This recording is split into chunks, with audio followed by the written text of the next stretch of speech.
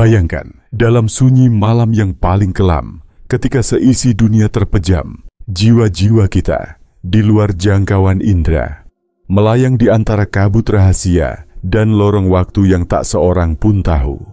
Pernahkah engkau merasa seolah segala sesuatu yang kau alami telah ditulis sebelumnya, disepakati dalam pertemuan magis sebelum kelahiranmu? Pernahkah hasratmu menuntunmu ke pertanyaan abadi? Siapakah aku sebelum dunia mengenal namaku? Apakah di ranah tak kasat mata sebelum tangis pertamamu? Jiwamu yang abadi memilih takdir, keluarga, bahkan nama yang hari ini kau kenakan bagaikan jubah misteri. Malam ini, aku akan membawamu jauh, lebih dalam ke labirin misteri jiwa, lebih dari sekadar pemahaman jasmani, kebalik tirai kenyataan yang digenggam erat oleh para penjaga rahasia. Di malam-malam tersembunyi, para mistikus dan esoteris, para pertapa dan pencari kebijaksanaan kuno, menanyakan pertanyaan yang sama. Apakah manusia adalah penulis takdir sendiri sejak sebelum kelahiran, atau sekadar pemeran di panggung semesta yang tak diketahui awal dan akhirnya? Izinkan aku menyingkap satu persatu lembar-lembar gulungan pengetahuan yang hilang, suara-suara samar dari dunia sebelum lahir, dan bisikan dari naskah kuno yang disembunyikan sekian abad dalam gemetar lilin-lilin para penjaga rahasia. Segala sesuatu barangkali bermula dari satu tempat tanpa waktu, nun ketiadaan, samudera kehampaan di mana benih-benih jiwa dibentuk oleh tangan tak kasat mata. Para leluhur kita yang setia berkutat menyalin dan membaca naskah-naskah hermetis, gnostik, bahkan ayat-ayat tersembunyi di kitab-kitab suci, percaya bahwa sebelum kelahiran, jiwa kita melihat dan memilih. Di ruang di mana cahaya dan gelap menjadi satu, disinilah menurut ajaran Kabalah, seorang jiwa menandatangani kontrak rahasia. Di antara malaikat dan makhluk-makhluk penunggu, engkau memilih keluarga, luka, cinta, musuh, dan kemenangan. Tak ada tangis, hanya pemahaman. Perjalanan ini perlu, sebagaimana bunga membutuhkan malam agar keesokan harinya ia mekar. Tapi apakah ini hanya dongeng para mistikus? Ataukah ada ayat-ayat yang mendukung? Dengarlah. Dalam Injil Thomas, di antara kata-kata yang dilarang para penguasa dogma, Rabi Yesus berkata, "Diberkatilah dia yang telah ada sebelum ia menjadi." Dalam cawan-cawan puisi Upanishad yang tertua, tertulis, "Tak ada kematian, tak juga kelahiran, hanya keluar dari ketiadaan dan kembali ke ketiadaan. Jiwa memilih bayangannya sendiri." Mari kubuka rahasia kuno yang lain. Plato, murid para imam Mesir, dalam dialog Phaedrus berbicara tentang jiwa yang melihat bentuk-bentuk sejati sebelum terperangkap dalam daging. Ia berkata, jiwa memilih kehidupan yang akan ia jalani, bahkan sebelum menembus kelam kelahiran dunia. Di bawah tanah rahasia Alexandria, para magi, penyembah misteri Hermes, menggubah lagu-lagu pujian, nyanyian jiwa yang telah melihat cahaya dan kembali ke dunia dengan pengetahuan terselubung. Namun tidak semua tradisi sepakat. Dalam dogma-dogma ortodoks, suara keras menggemakan. Takdir dikuasai Tuhan, manusia hanya boneka. Akan tetapi, suara-suara sunyi kaum gnostik menyeruak dari reruntuhan Nag Hammadi. Seorang Sofia, kebijaksanaan agung, membisikkan ajaran tentang pleroma, bahwa dari cahaya yang sempurna, jiwa manusia turun sukarela, memilih bayang-bayang, agar cahaya sejati dapat dikenali. Disinilah misteri dan keindahan bertemu. Jika jiwa telah memilih, mengapa masih ada penderitaan? Mengapa ada tangis di tengah keberlimpahan? Mengapa ada kehilangan dalam dekapan kasih yang seharusnya utuh? Rahasia inilah yang diselipkan dalam gulungan laut mati, dialog tersembunyi antara manusia dan yang abadi. Kau datang untuk mengenali dirimu melalui cermin dunia. Pilihanmu adalah kurikulum jiwamu. Mari kini kita berjalan bersama ke ruang yang lebih dalam, ketika waktu tidak membelenggu, di mana engkau dan aku hanyalah bagian dari satu jiwa purba. Tersebutlah di hikayat Sufi, Ibn Arabi, Hakim Agung Cinta, menulis bahwa sebelum alam semesta memunculkan gemanya, ada titik cahaya murni yang bergetar, membentuk ribuan wajah dan nama. Setiap jiwa, katanya, adalah hasrat Tuhan mengenal dirinya melalui bayangan sendiri. Dilukiskannya, pada malam sebelum kelahiran, setiap ruh berdialog dengan malaikat penulis takdir, saling berpandangan dalam keheningan abadi, lalu menandatangani takdir dan keluarga yang akan menjadi sekolah jiwa. Mengapa seorang anak dilahirkan di Sudan dan bukan di Swiss? Mengapa engkau dan aku bertumbuh dalam rahim yang berbeda, dalam kasunyatan keluarga yang berlainan dan nasib yang tak sama? Untuk pertanyaan inilah, para yogi kuno di Himalaya merenungkan hukum karma dan reinkarnasi. Mereka berkata, dunia ini adalah pentas pengalaman. Segala yang belum selesai akan datang kembali. Takdir adalah cermin bagi niat, dan keluarga adalah arena pengampunan. Tapi adakah bukti, atau hanya kisah-kisah tak kasat mata? Dari lorong-lorong psikoanalisis modern, beberapa hipnoterapis seperti Dr. Michael Newton dan Dr. Brian Weiss membawa kisah-kisah pasien yang tanpa sadar mengingat perjanjian sebelum lahir. Dalam regresi ke interlife, antara kematian dan kelahiran, banyak pasien bersaksi, "Aku melihat tubuh yang kupilih, keluarga yang kupilih.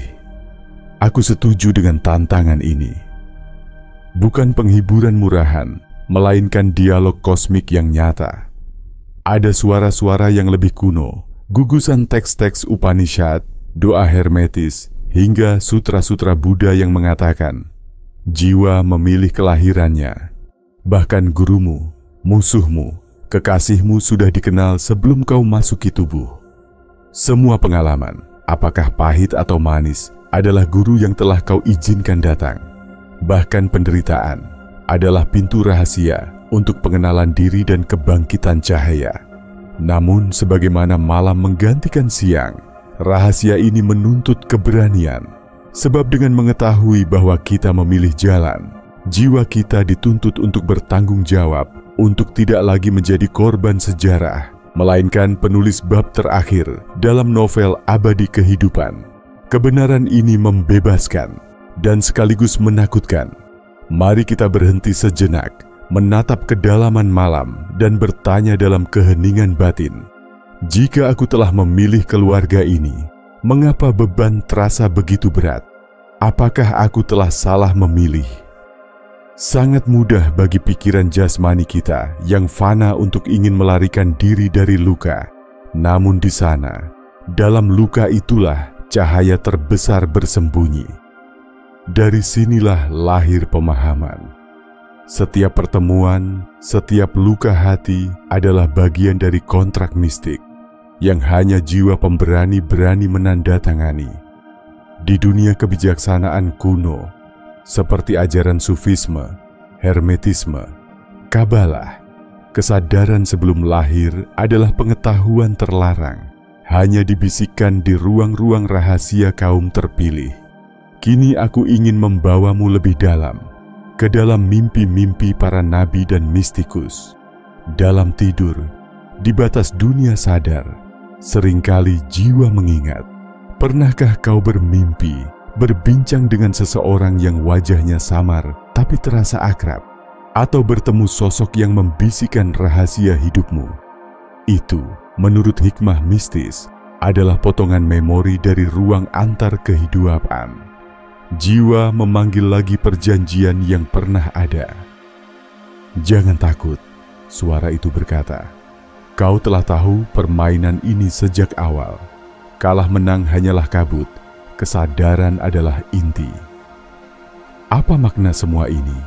Apakah berarti kebebasan sejati hanyalah ilusi karena kita telah memilih sejak awal? Ataukah dunia ini adalah panggung bagi petualangan batin? Dan segala yang terjadi bukan meniadakan kehendak bebas, melainkan menguatkannya. Dalam naskah-naskah tersembunyi, jawaban-jawaban ini berlapis, seperti dunia dalam dunia. Segala pilihan pernah kau buat, dan di setiap detik engkau bisa memilih lagi, menerima penderitaan, mengampuni, mencintai, menulis ulang perjanjian lama. Bahkan meskipun skenario besar telah digariskan, improvisasi jiwa tetap jadi hak mutlak setiap pelakon di pentas semesta ini. Mari kita kembali ke naskah Hermetika, dialog antara Hermes Trismegistus dan putranya Tat. Hermes berkata, "Semua ini pernah kau pilih, semua ini pernah kau impikan. Engkau turun ke dunia untuk mengalami, bukan karena terpaksa, tapi demi cinta untuk mengenal diri. Cinta inilah kunci segala misteri." Ribuan tahun setelah kata-kata itu menggema di aula Alexandria, rahasia ini masih dijaga, hanya diberikan kepada mereka yang siap memikul tanggung jawab jiwa. Bahkan dalam ajaran Yesus yang asli, tidak tercemar doktrin dan manipulasi, ada gema sama. Kerajaan surga ada di dalam dirimu. Artinya, diri sejati, Sang Atman adalah pengatur permainan, bukan korban. Tapi dunia, dengan segala bising dan hiruk-pikuknya, melupakan rahasia ini. Mengapa? Karena begitu manusia sadar bahwa mereka memilih, segala dalih untuk benci, dendam dan putus asa lenyap. Maka keheningan batin, pengenalan diri, menjadi jalan para pencari sejati, para mistikus, sufi, yogi, para penulis bayangan. Bayangkan, ribuan tahun lalu, di bawah pohon zaman, sekelompok jiwa berkumpul dalam temaram cahaya, berpandangan mata.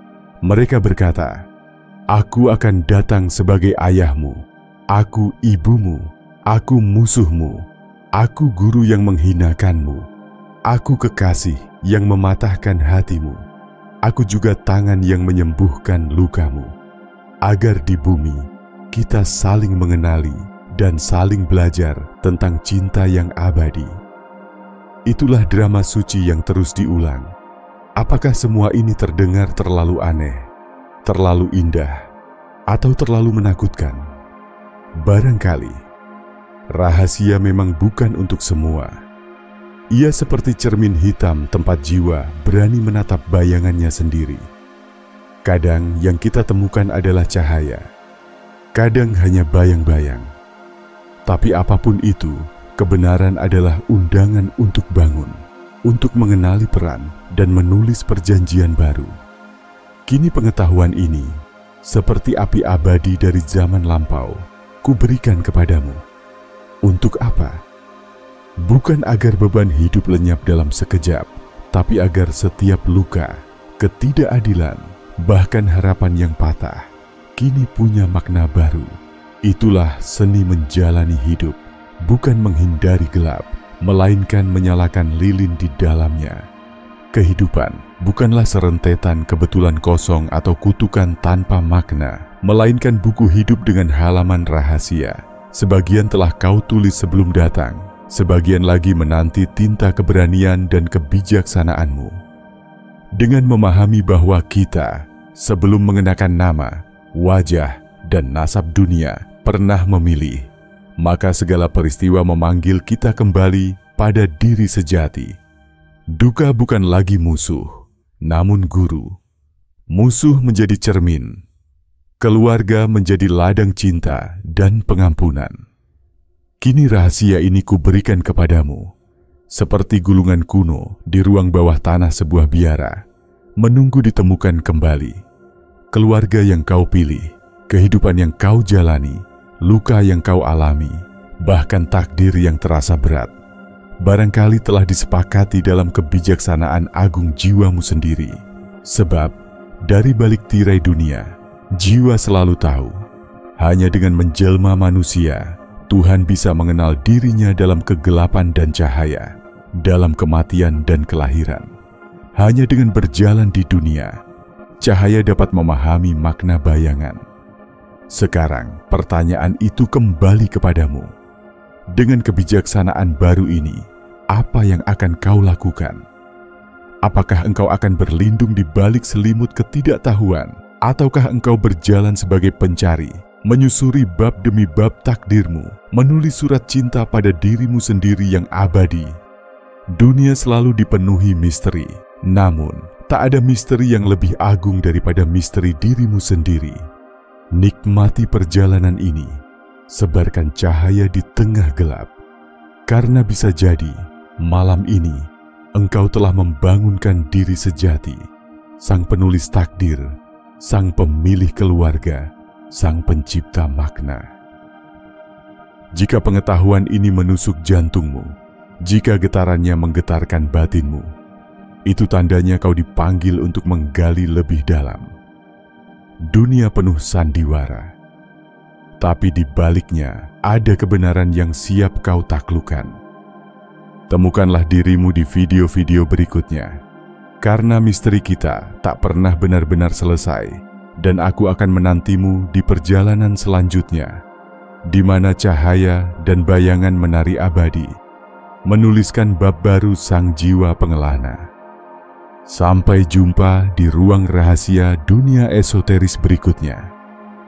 Jangan berhenti mencari, sebab pengetahuan abadi menunggu di balik tirai keberanianmu.